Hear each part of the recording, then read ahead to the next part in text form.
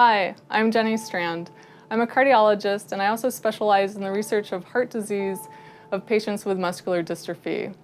Most children with Duchenne and Becker muscular dystrophy will develop heart problems by the time they reach their 18th birthday. So these children have aberrant messages or mutations in their dystrophin gene, which lead to the lack of the dystrophin protein. So these patients will develop weakness of their arm and limb muscles and also weakness of their heart muscle as they age. So unfortunately, 20 to 50% of these children will die of heart problems. Even with standard imaging tests, it is difficult to diagnose heart involvement in these children. We use echocardiography or ultrasound of the heart to look at the heart function. In this example, the heart has a good pumping function, and that is, it is able to squeeze out a lot of blood with each heartbeat. In the second example, the heart has a poor pumping function. It is unable to squeeze out much blood with every heartbeat.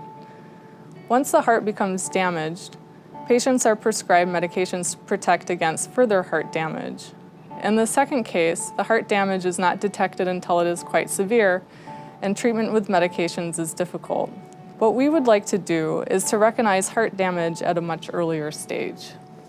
In our research laboratory, we are able to make heart muscle and skeletal muscle cells from a small sample of urine that we collect from children with muscular dystrophy.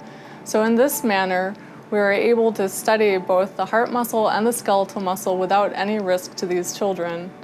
In addition, we can study these special cells to look for differences between the heart muscle and the skeletal muscle in our laboratory. This is an example of beating heart muscle cells that we can generate in the laboratory. We would like to use these special cells to look for proteins that are specific for heart muscle damage.